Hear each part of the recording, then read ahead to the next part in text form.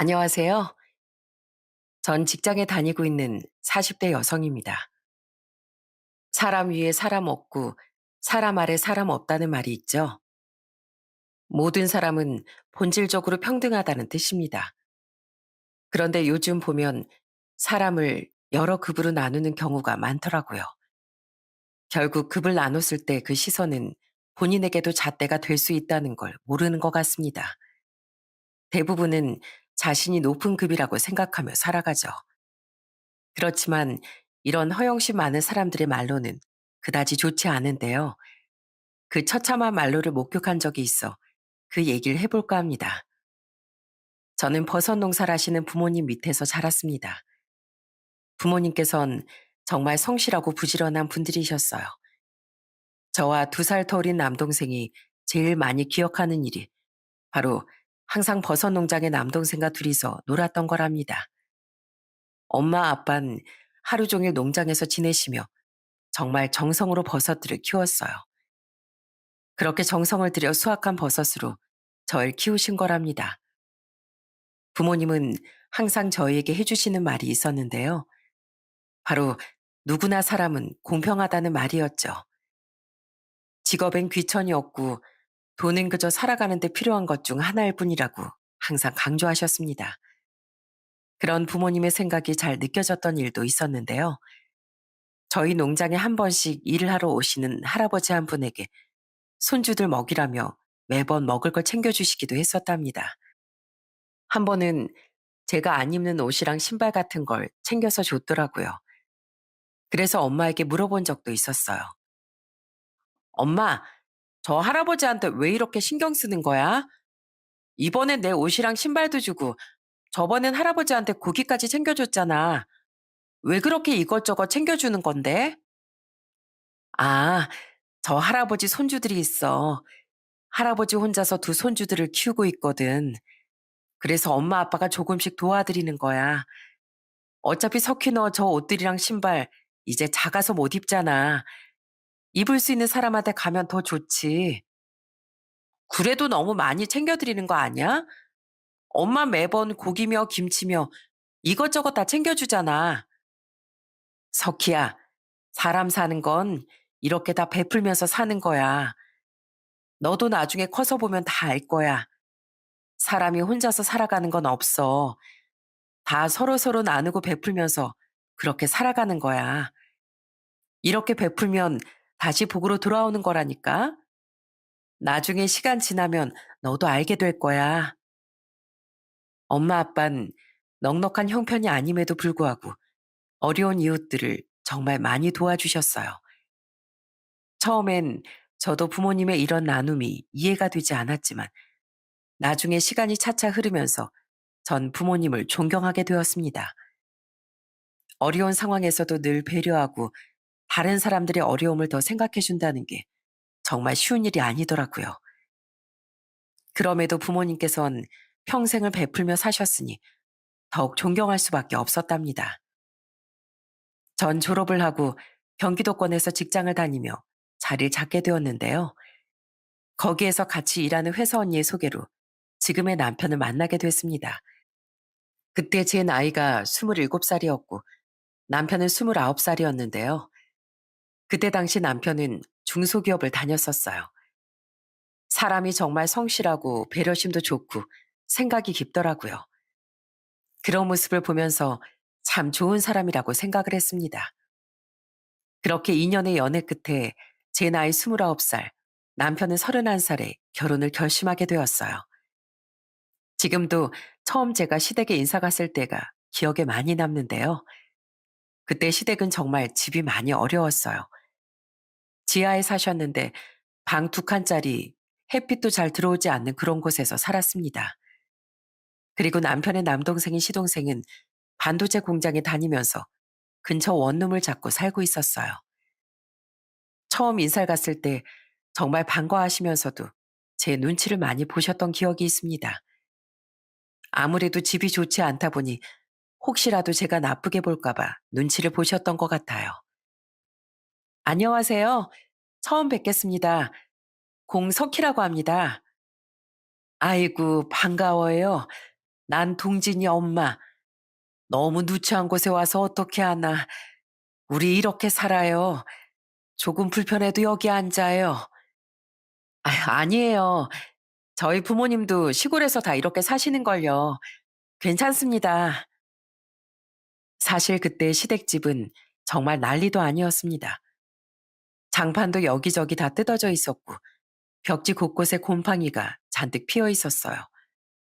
공간도 넓지 않아 물건들이 어지럽게 쌓여 있었는데 그래도 제가 인사를 온다고 해서 그런지 시모께서 정말 정성을 다해 갈비찜을 가득 차려놓으셨더라고요. 그런 모습을 보면서 참 어려워도 시부모님께서 정말 좋으신 분들이구나 느껴졌습니다. 그날 밥을 먹는데 깜짝 놀라기도 했었어요. 밥상 옆으로 바퀴벌레 한 마리가 쓱 지나가기도 했거든요. 진짜 그때 너무 놀라서 소리를 깍 하고 지르기도 했답니다. 그러니 시모가 머쓱해 하시기도 했어요. 어머, 많이 놀랐어요? 아유, 제가 또 나타났네. 그러게 여보, 내가 바퀴벌레 약 좀 뿌리자고 했잖아. 아유, 미안해요. 아이 참, 아이 그러게 내가 미리 뿌렸어야 하는 걸 깜빡했네. 미안해요. 첫인사 온 건데 어떻게 이런 꼴을 보이나. 다음엔 내가 싹 다 잡아놔야 되겠어. 이런 일들이 생겼을 때 사실 당황스럽고 결혼에 대해서 주저할 수도 있었겠지만 전 오히려 솔직하게 본인들의 상황을 드러내는 시부모님이 좋았어요. 결혼을 한다고 하면 무조건 환경, 조건부터 물어보는 집안들이 많은데 그런 거 하나 물어보지도 않고 시부모님은 정말 절 있는 그대로 받아주셨습니다. 나중에 남편에게 물어보니 시부께서 평생 다니던 회사를 은퇴하시고 사업을 했었는데 그게 잘 되지 않아 이사를 오게 되신 거라고 하더라고요. 좋지 않은 환경이었지만 그래도 시부모님은 저에게 정말 잘해주셨습니다.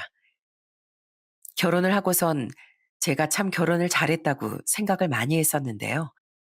특히나 시모께선 저한테 시집살이 한 번 없이 진짜 딸처럼 대해주셨어요. 시댁에선 정말 제가 손 하나 까딱 안 하게 한 번도 저에게 집안일을 시켜보신 적이 없으셨어요. 오히려 제가 나서서 일을 할까 싶어서 저 오기 전에 설거지고 청소고 항상 싹 다 해놓으신 적이 많았습니다.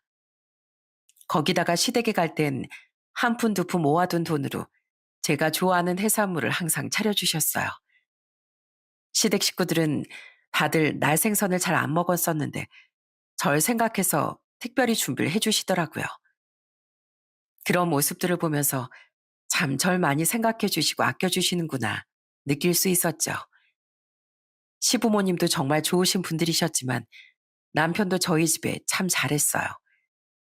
버섯 농장에 종종 가서 수확도 도와드리고 선별하고 포장해 근처 거래처에 납품하는 것까지 남편이 나서서 도와드리곤 했습니다. 한 번은 집 마당에서 같이 고기를 구워 먹기도 했어요. 그날은 참 제 인생에서 따뜻한 기억으로 남아있는데요. 아마 평생 잊지 못할 것 같습니다.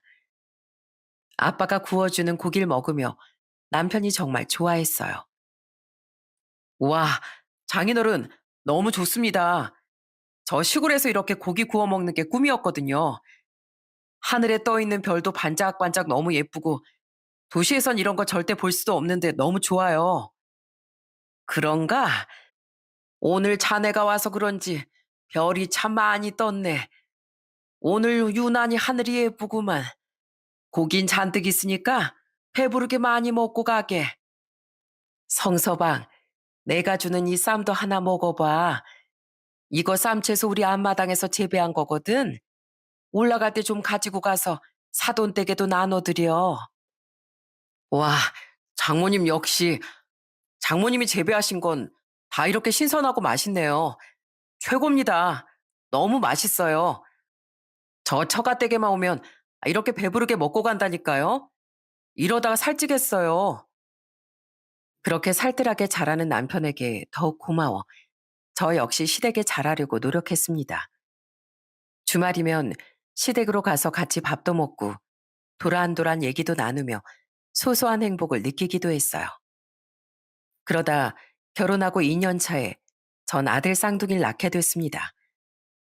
첫 임신을 했을 때부터 시부모님이 제 건강 걱정을 정말 많이 하셨어요. 아무래도 하나가 아니라 둘을 뱃속에 품고 있어야 하니 매일 제 안부를 묻고 조마조마해 하셨습니다.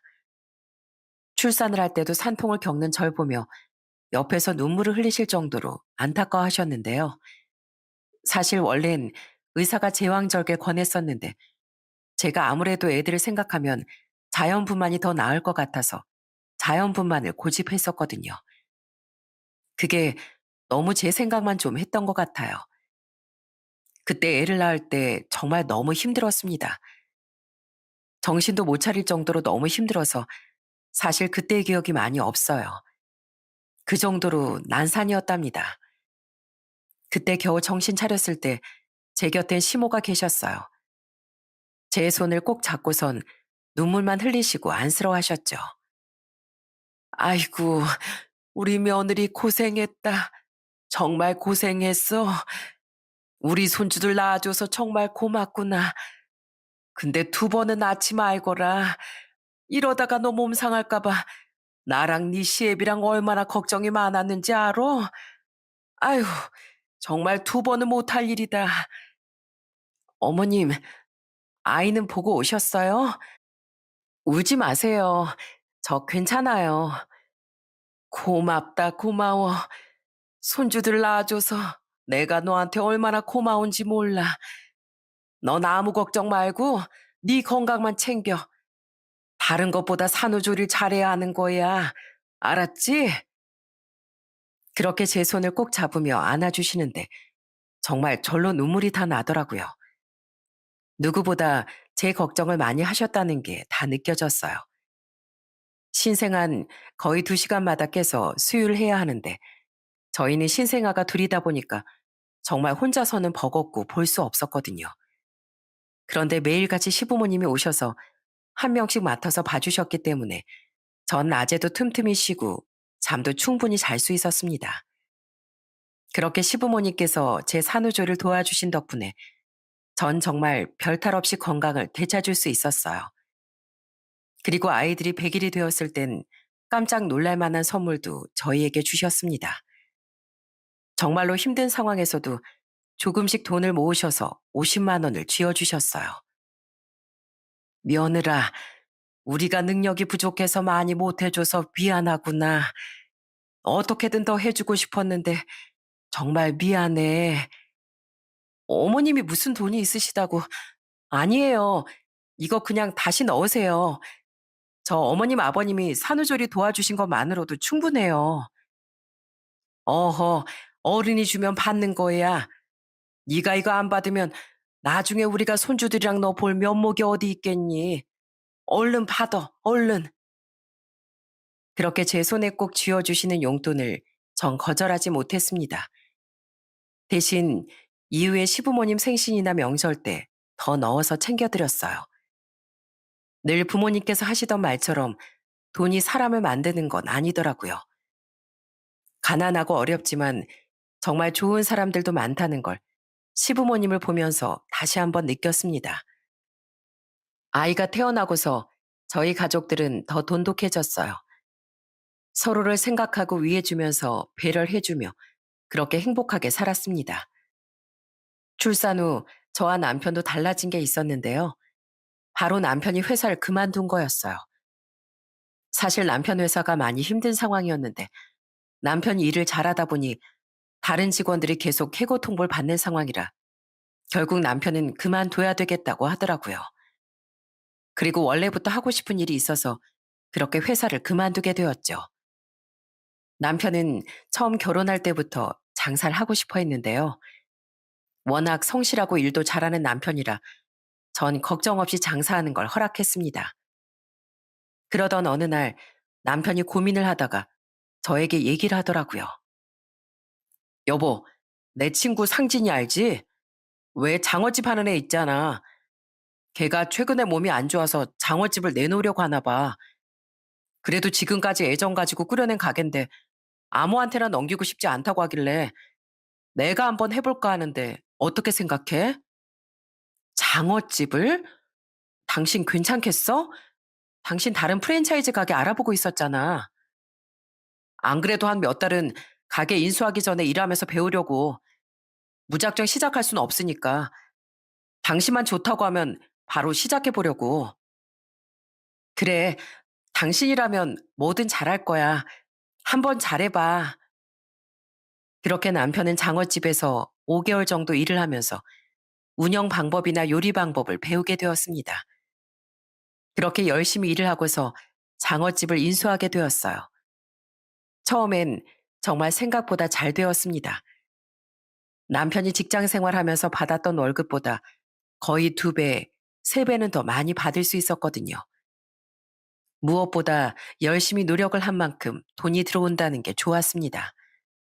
정말 남편은 밤낮 없이 열심히 운영했어요. 더 맛있는 음식을 내놓기 위해 노력도 아끼지 않았답니다. 그렇게 열심히 일을 하니 복이 들어오더라고요. 장어집을 운영한 지 5년 정도 되었을 때 전 시부모님께 선물을 드리기로 결심했습니다. 틈만 나면 보일러가 고장나고 비만 오면 지하로 물이 차오르기도 하는 지하방이 정말 내내 불안했었거든요. 그래서 그동안 모았던 돈들로 20평짜리 3층에 있는 주택을 시부모님 집으로 해드리면 어떨까 생각이 들었습니다. 전 남편에게 이 얘기를 꺼내게 되었어요. 여보, 우리 어머님, 아버님 집 한 채 얻어드리는 거 어때? 안 그래도 장마 때마다 물 들어와서 난리였잖아. 나 도저히 불안해서 안 되겠어.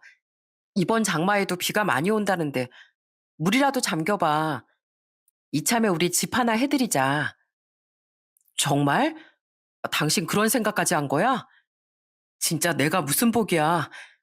당신 진짜 고마워. 우리 부모님 생각도 이렇게 많이 해주고. 솔직히 나도 좀 걱정이 많았는데 당신이 먼저 그렇게 말해주니까 정말 고맙다. 뭘, 나도 우리 시부모님 걱정 많이 한다고. 나한테 그러니까 앞으로 잘해, 여보. 남편은 저에게 정말 고마워했습니다. 그때 마련해드린 집이 4층짜리 주택이었는데 3층 집을 구입해서 시부모님께 선물로 드리게 되었어요. 서울처럼 비싼 건 아니었고 작은 집이었지만 지하에서 위로 올라왔다는 것만으로도 제가 너무 뿌듯하고 좋았습니다. 처음 시부모님께 그 집을 공개했을 때가 지금도 생생하게 기억이 나요. 잠시 갈 곳이 있다고 말하고서 시부모님을 모시고 그 집으로 갔는데 입구에서 눈을 감아보라고 했었거든요. 어머님, 아버님, 눈 한번 감아보세요. 따라라라따. 짠! 여기가 이제 어머님, 아버님 집이에요. 어때요? 오메, 여기가 우리 집이라고? 네, 이제 보일러 안 돌아서 냉방에서 주무시지 마시고 어머님, 아버님께 선물로 드리는 거니까 여기서 행복하게 오래오래 사세요. 아휴, 고맙다, 고마워. 우리 며느리밖에 없구나. 언제 이런 생각까지 했다니? 아휴, 우리가 무슨 호강이야. 고맙다. 아이고, 우리 며느리 덕에 정말 고마워. 그날 시부모님은 정말 좋아하셨습니다. 가세가 기울고 나선 정말 좋지 않은 환경에서 사시느라 잔병도 많이 걸리고 계절마다 춥고 덥고 물이 차오르면서 집 걱정을 안 한 적도 없었거든요. 너무나 행복해 하시는 모습을 보면서 저도 정말 행복하고 기뻤습니다. 시부모님뿐만 아니라 시동생도 너무나 좋아했어요.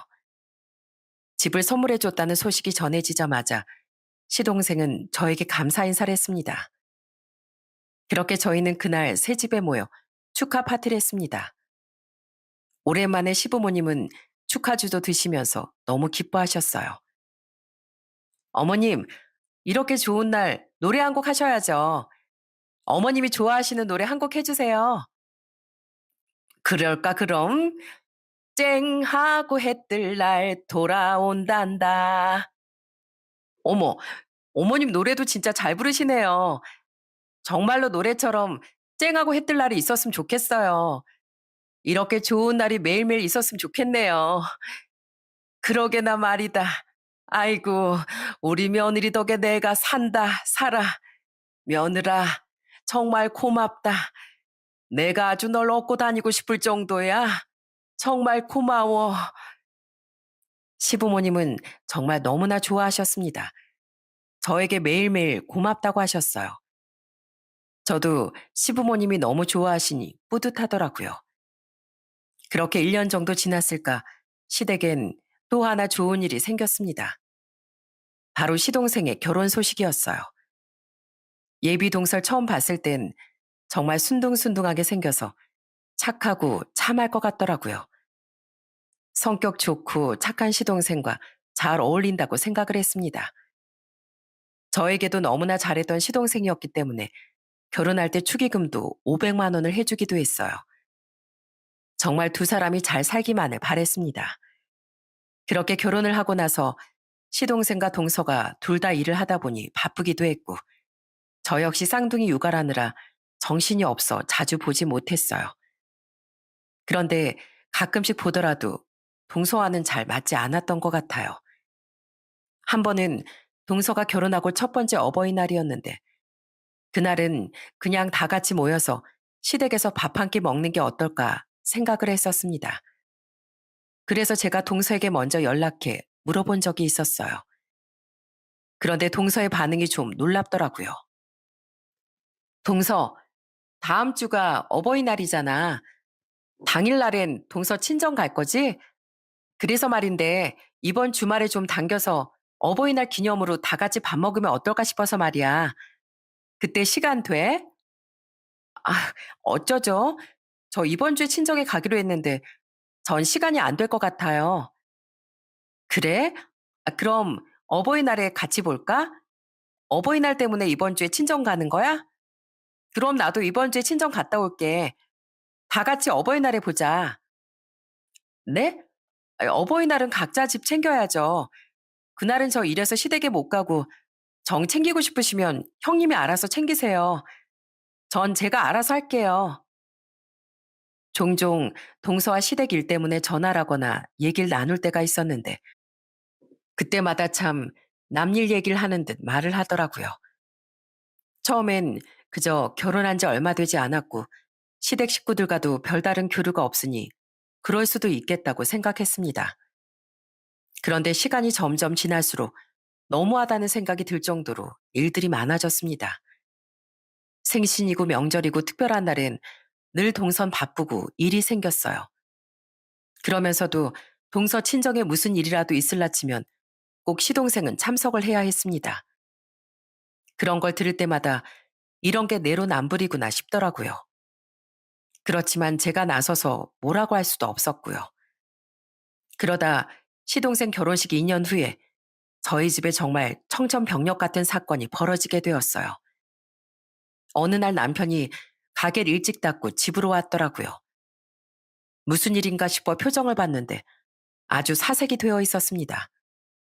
뭔가 심상치 않은 일이 있구나 싶더라고요. 그러더니 남편이 하는 말을 듣고 전 할 말을 잃었습니다. 여보, 무슨 일 있었어? 표정이 왜 그래? 무슨 일 있었던 거야? 여보, 우리 가게 영업 정지 받을 것 같아. 어쩌지? 미안해. 뭐? 영업 정지라니 그게 무슨 소리야? 그게 오늘 학생들이 속이고 가게에서 술을 마셨어. 신분증을 보긴 했는데 그게 본인 거가 아니었나 봐.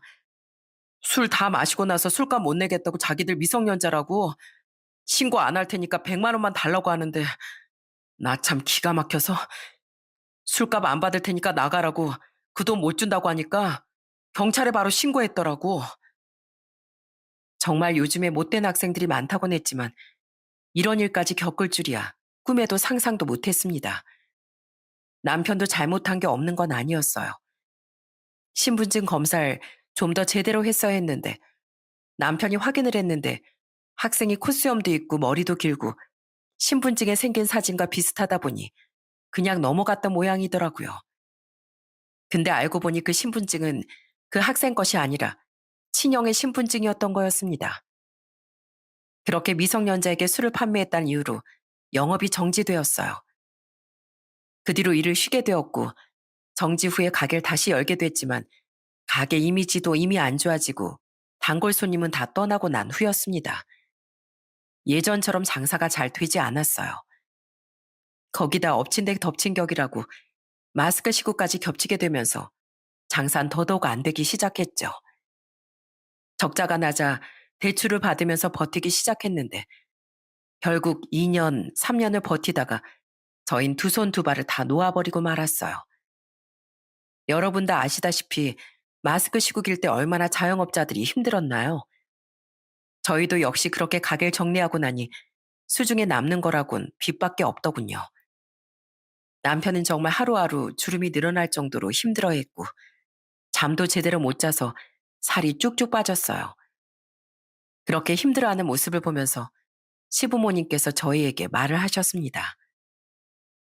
아들아, 그냥 너희가 해준 집 팔자. 이거 팔아서 너네 빚부터 갚고 우린 그냥 원룸으로 작은 집 해서 다시 들어가면 되니까 걱정하지 말거라. 어머니, 그게 무슨 소리예요? 저희가 평생 편하게 사시라고 마련한 건데 그냥 지금 있는 집 정리하고 다른 집으로 저희가 이사 가면 돼요. 그러니까 걱정하지 마세요. 저희가 해결할 수 있어요. 아휴, 그래도 또 우리 손주들을 봐서라도 우리가 이러면 안 되지. 어떻게 그러니? 어머니, 저희 아직 젊잖아요. 인생에 이런저런 실패도 있는 거죠. 젊어서 고생은 사서도 한다는데 저흰 괜찮으니까 걱정하지 마세요. 정말 힘들었지만 그때 시부모님 집을 판다는 건 정말 말도 안 되는 일이라고 생각했습니다. 그래서 다른 방법을 알아보다가 저희가 임대주택에 들어가게 되었어요. 일정 보증금을 내고 월세 27만 원 정도 내는 곳으로 들어가게 되었습니다. 서류를 내고서도 정말 들어가게 해달라고 얼마나 기도를 했는지 모릅니다. 정말 기도가 통했는지 임대주택에 들어갈 수 있게 되었던 거랍니다. 저희가 입주한 곳은 아주 오래된 아파트였어요. 그래도 저희 네 식구가 함께 할 수 있는 공간이 있다는 것만으로도 너무나 행복하고 좋았습니다. 그 후로 저도 다시 새로운 직장을 구해서 다니게 되었고 남편도 공장으로 들어가 열심히 일을 시작했어요. 서로 열심히 일을 하다 보면 이 정도 위기쯤이야 금방 극복할 수 있을 거라고 생각했습니다. 저희는 그렇게 서로를 믿었어요. 다시 일어날 수 있다는 생각으로 가족만 보고 살자는 식으로 그렇게 열심히 일을 했습니다. 그러던 어느 날 작년 설날에 결국 일이 터지고 말았어요. 명절에 다 같이 모여서 지내기로 하고 남편과 아이들을 데리고 시댁으로 향했습니다. 그날 낮부터 오순도순 음식도 마련하고 서로 얘기도 많이 하면서 하루를 보냈어요. 그 다음날 집으로 가려고 하니 명절에 했던 음식이 너무 많이 남았더라고요. 이걸 어떻게 해야 하나 고민을 하다가 원래도 시부모님이 많이 드시는 편은 아니었다 보니 싸서 가지고 가야 될 것 같다고 생각이 들었습니다. 그래서 전 동서에게 묻게 되었어요. 동서, 이거 음식 남은 거 가지고 갈 거야? 생각보다 많이 남았네. 어제 많이 음식을 장만한 것도 아닌데 말이야. 아휴, 저흰 그거 안 먹어요. 어제 먹은 것도 질려요, 질려. 동서의 말에 전 그 음식들을 그냥 버리기엔 아까워 팩에다가 하나하나 싸기 시작했습니다. 그래도 가지고 와서 냉동실에 두고 먹으면 아이들 반찬으로도 할 수 있고 바쁠 때 편하게 데워 먹을 수 있으니 좋을 것 같다고 생각을 했죠. 그런데 그때 전 정말 경악할 소리를 듣고 말았습니다. 옆에서 분명히 절 보고서 얘기를 한 건 아니었지만 동서가 다른 곳을 보면서 뭐라고 중얼중얼 얘기를 하기 시작하더라고요. 아휴, 진짜 누가 월세 거지 아니랄까봐 저런 음식 쓰레기도 잘 챙기는 것 좀 봐. 아휴, 저런 것도 귀한가 보네. 불쌍하다, 불쌍해. 분명히 절 보면서 말한 건 아니었지만 저한테 하는 소리가 분명했습니다. 그래서 전 바로 동서에게 따져 물었어요. 동서, 지금 나한테 하는 소리야? 어? 지금 나한테 우리 월세 산다고 지금 나한테 하는 소리냐고. 뭐 그런 건 아니고요. 그냥 혼자 중얼거린 거예요.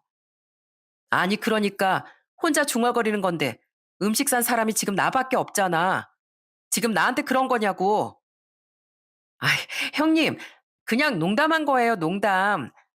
이래서 형님이 문제인 거예요. 왜 이렇게 예민하세요?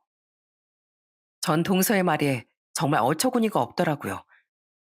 남은 음식을 가지고 가는 것도 이런 소리를 들을 만한 일인지 도저히 이해도 안 됐고, 거기다가 사람을 앞에 두고 그런 말을 하는 게 정말 화가 났어요. 그동안 쌓여 있었던 일들도 많았기 때문에 동서 이런 말은 제 화를 부추겼습니다. 그렇지만 명절에 큰 소리를 내고 싶진 않아 꾹꾹 참고 있었죠. 그런데 꾹 참던 저를 폭발시킨 건 바로 동서의 말 한마디였습니다. 진짜 형님, 저보다 손윗 사람이면 좀 어른스럽게 체면도 차리고 그래야죠. 어떻게 말 한마디 이렇게 욱하시는지 아니, 농담도 못해요? 참, 동서, 진짜 안 되겠네. 내가 웬만해선 어머님, 아버님 때문에 참으려고 그랬는데 안 되겠어. 우리나라 족보가 왜 이렇게 손윗 사람, 손 아랫 사람 이렇게 나눈 줄 알아? 다 이유가 있는 거야. 내가 손윗 사람이 얼마나 무서운지 보여줄게. 그래서 뭐 어쩌시려고요? 어쩌실 건데요? 마음대로 해보세요. 뭐 어쩌신다고요? 형님, 형님이 형님답게 행동하셔야죠. 말 하나에 그렇게 화내시면 이건 어린아이나 다름없지 않나요? 전 동서의 말에 정신이 번쩍 들었습니다. 그동안 사실 바쁘겠거니 신혼이니까 하는 이유로 이런저런 일들을 많이 배려해줬다고 생각을 했는데 동서는 자신이 배려를 받았다고 생각하지 않았더라고요. 동서 말대로 형님이면 형님답게 굴어야 되겠다는 생각이 들었습니다. 명절 음식들을 정리하고 나서 일주일 뒤 전 동서에게 전화를 걸었습니다. 주말에 시댁 김장을 해야 하니 김치통을 들고 오라고 했어요. 그동안 김장날이면 동선 바쁘다는 이유로 참석도 안 했었거든요. 그래서 그날도 김치통만 딸랑 들고 올 거라고 생각했습니다. 역시나 그날 약속한 시간에 나타나지 않았더라고요. 그날은 동서가 올 때까지 기다리기로 했습니다. 그러니 평소에도 느지막한 저녁이 되어서야 나타났는데 그날 역시도 저녁 시간이 다 돼서야 김치통만 들고 나타났더라고요. 어머님, 죄송해요. 오늘 제가 일이 좀 바빠서요. 와서 도와드리려고 했는데 죄송해요. 아이, 형님, 고생 많으셨죠? 제가 뒷정리는 할게요. 내일 쉬는 날이라서요. 김장 다 끝나셨죠? 어머, 동서 잘 왔어. 안 그래도 우리 김장 어떻게 해야 하나 했다니까? 오늘 배추가 잘 안 절여져서 낮에 김장을 못 했거든. 잘 왔네, 잘 왔어. 안 그래도 일손이 필요했는데 동서 일 다 끝났지? 내일이 쉬는 날이라고? 아이, 그럼 잘 됐네. 저기 가서 그럼 김치 속부터 만들자. 네? 아직 김장을 안 하셨어요? 아니, 지금 시간이 몇 시인데 아직까지도 안 하신 거예요? 말했잖아. 배추가 잘 안 절여졌다고. 내일 할까 했는데 내일 동서 쉰다니까 내일은 푹 쉬고 오늘 저녁에 우리끼리 얼른 하자. 아이, 뭐해. 가서 배추속 얼른 안 만들고. 만드는 법은 알지? 아유, 동서 김장하는 거 한 번도 안 왔었지 참. 그럼 내가 알려줄게. 일단 무부터 채 썰어. 그거 하고서 양념 만들자고. 제 말에 동서의 얼굴이 정말 썩어 문드러졌습니다. 웃지도 울지도 못하는 표정으로 동선 부랴부랴 장갑을 낀 채 물을 썰러 갔어요. 사실 시모는 제 말을 듣고서 별다른 말을 안 하셨어요. 아마 제가 왜 이러는지 어느 정도 예상을 하셨던 것 같습니다. 평소보다 훨씬 더 많은 무를 준비해 동서에게 다 채를 썰라고 하고 난 뒤엔 양념까지 뒤섞으라고 했습니다. 그러자 동서가 너무 힘들다며 툴툴대더라고요. 아, 형님, 이거 너무 힘들어서 못하겠어요. 아니, 아주버님은 어디 가셨어요? 이럴 때 남자가 있어야 하는 거 아니에요? 이럴 줄 알았으면 남편한테 같이 오자고 하는 건데. 어머, 동서. 지금까지 우리 늘 어머님이랑 나랑 이렇게 둘이서만 했어. 힘들지? 동서가 알아서 다행이다. 다음엔 동서 그러니까 꼭 참석해. 내년부터 남편이랑 서방님도 꼭 오라고 할게. 알았지? 동선 대놓고 저에게 뭐라고 하지 못했지만 표정은 단 한 번도 웃지 않더군요. 그렇게 한참을 고생하고 나서 김치속까지 다 채우고 들고 온 김치통에 가득 담아 보냈어요. 그러면서 전 동서에게 저녁으로 수육이라도 삶아 먹자고 했지만 동선 피곤하다며 집으로 가겠다고 하더라고요. 아마 안 하던 일을 했으니 온 몸이 다 뻐근하고 결렸을 겁니다. 그걸로 끝이 아니었어요. 시댁에 다 같이 모여 밥을 먹던 날이었어요. 그날도 여전히 동선 자리에서 한 번 일어서지 않고 가만히 앉아서 차려지는 밥만 먹었습니다. 원래는 제가 별다른 말을 하지 않았겠지만 그날은 평소와는 달랐죠. 동서, 다 먹었지? 이제 그릇 좀 정리하자. 내가 그릇 설거지통에 가져다 놓을 테니까 동서가 설거지해. 기름 많아서 따뜻한 물 받아서 깨끗하게 설거지해야 돼. 알았지? 네? 제가요? 형님, 저도 하고 싶은데 제가 너무 늦어서 저희 내일 출근하려고 하면 지금 가서 정리하고 씻고 해야 하거든요. 어쩌죠? 에이, 설거지 하는데 1시간이 걸려, 2시간이 걸려. 해봤자 이거 몇 개도 안 되는데. 가서 얼른 해. 이거 몇 개나 된다고 그래. 그래, 여보. 오늘은 우리가 하고 가자. 매번 형수님이랑 형이 고생했는데 음식도 다 형수님이 차리신 거잖아. 당신 하는 것도 없으면서 왜 그래? 오래 걸리는 것도 아니고 우리가 하자고. 평소였으면 저도 동서가 설거지를 하겠다고 했을 때 말렸겠지만 그날은 제가 오히려 설거지를 하라고 시켰습니다. 당연히 제가 그렇게 말을 하니 동선 이런저런 핑계로 안 해보려고 하더라고요. 그래도 전 물러서지 않고 끝까지 동서에게 일을 시켰어요. 그렇게 하니까 다른 식구들도 제 생각에 힘을 보태주고 동서도 싫다고 말을 하지 못하더라고요. 결국 그날 설거지는 동서와 서방님이 하게 되었습니다. 잘하고 있나 부엌에 들어갔을 때 서방님은 잠시 나가 있었던 상황이었어요. 그랬더니 제가 온 걸 보고선 동서가 갑자기 하소연을 하더라고요. 형님, 진짜 너무하신 거 아니에요? 일부러 이러시는 거죠? 제가 저번에 월세 거지라고 해서 형님 진짜 쪼잔하시네요. 어떻게 그런 말 했다고 이런 식으로 뒤에서 괴롭히세요? 동서, 그게 무슨 말이야? 내가 괴롭히다니. 솔직히 지금까지 동서가 와서 한 게 뭐가 있다고 그래? 고작 설거지하고 뭐 저번에 김장한 것 때문에 그래? 동서 그거 가지고 뭐라고 할 일 아닌 거 몰라? 아니 해도 해도 너무하시잖아요. 김장도 그때 정말 힘들게 하고 제가 다 했잖아요. 낮에 일했는데 여기까지 와서 제가 설거지도 해야 하는 거예요? 아니 텃세 부리는 것도 아니고 고작 월세 산다고 말했다고 그러는 거냐고요. 이러니까 없는 애들이랑은 상종을 하지 말아야 하는데. 뭐? 동서, 지금 말 다 했어? 마지막 동서의 비아냥에 전 정말 화가 머리끝까지 났습니다. 어떻게 이런 말을 할 수 있는지 기가 차고 어이가 없었어요. 그런데 그 말을 들었던 건 저뿐만이 아니었더라고요. 제가 한 소리를 하려고 하자 등장한 사람은 바로 시모였습니다. 시모는 얼굴이 울그락불그락 변하더니만 동서를 향해 소리를 쳤어요. 예, 둘째야. 너 어떻게 네 형님한테 그런 소리를 하니? 어? 너 지금까지 우리 집에 와서 뭐 하나 신경 쓴 게 있다고 그런 소리를 하는 거야? 아니, 네 형님이 그래도 너 시집 온 지 얼마 안 됐다고 봐줘라 봐줘라 해서 내가 지금까지 별말 안 한 거다. 그런데 너 지금 뭐 하는 거야? 아니 어머님 그게 아니라요. 그게 아니긴 뭐가 그게 아니야? 월세 거지?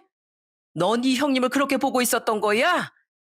그럼 우리 집도 거지로 보고 있었던 거겠네.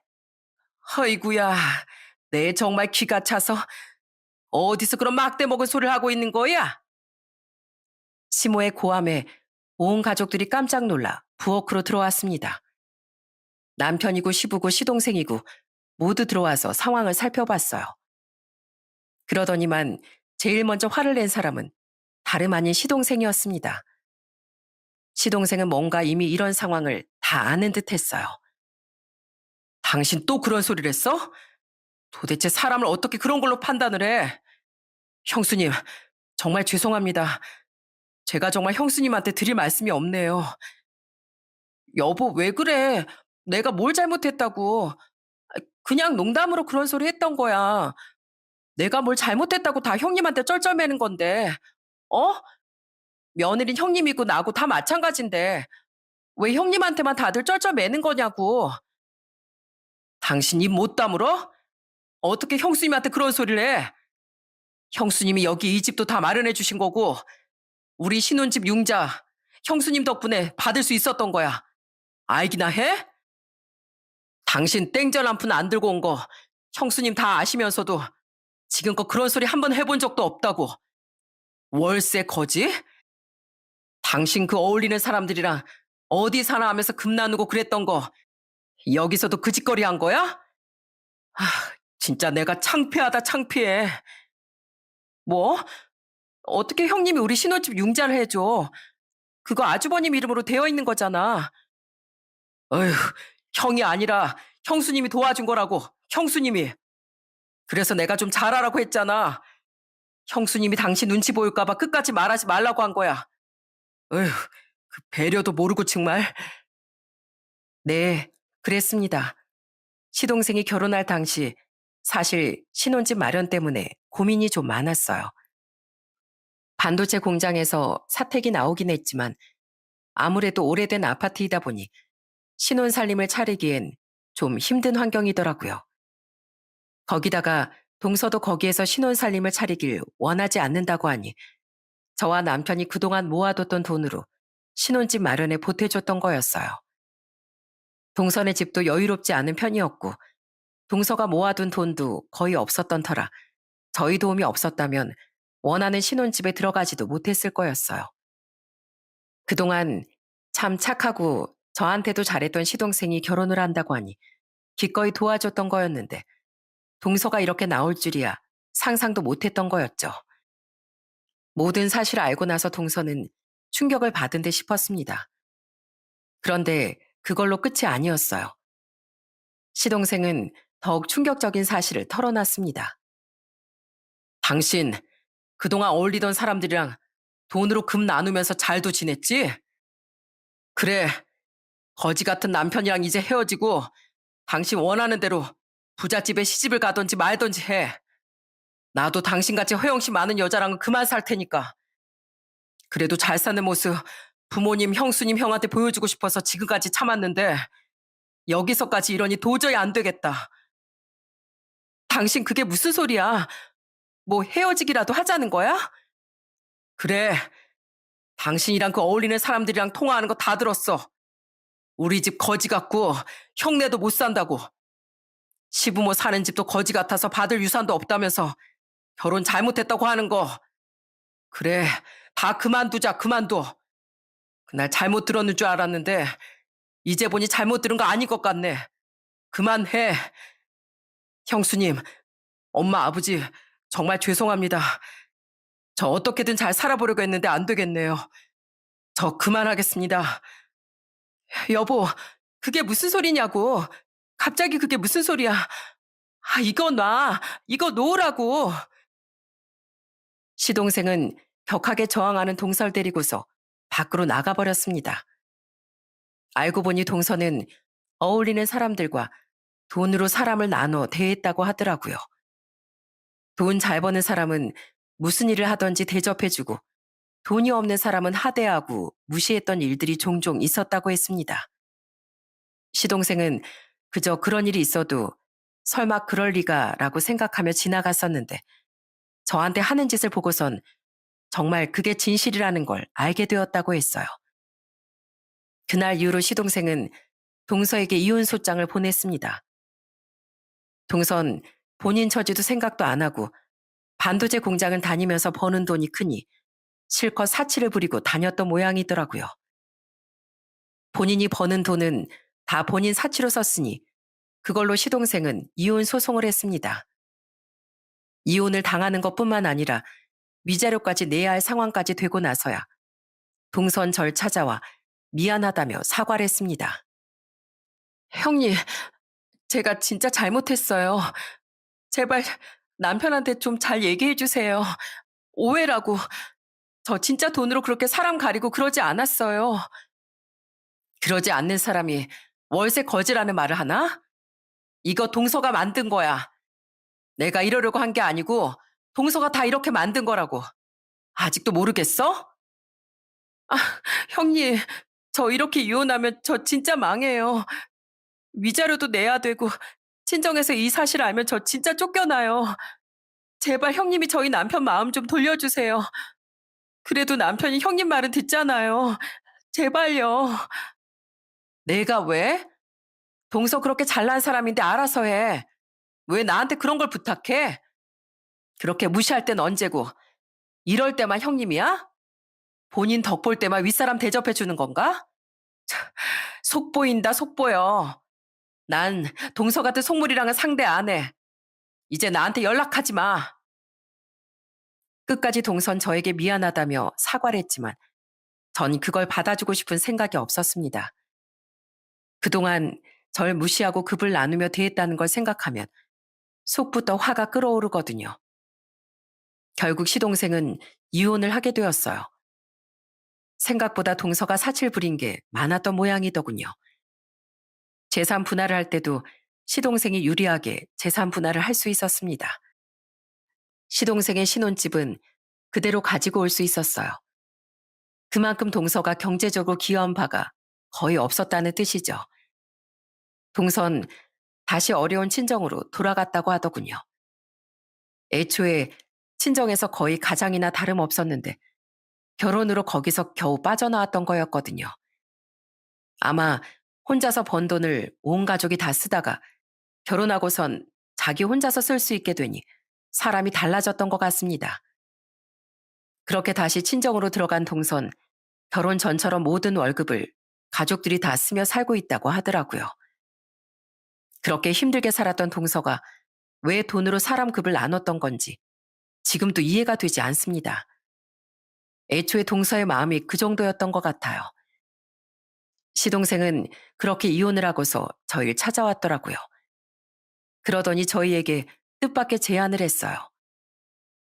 형수님, 솔직히 말해서 저희 이렇게 사정 나아진 거 다 형수님 덕분인 거 압니다.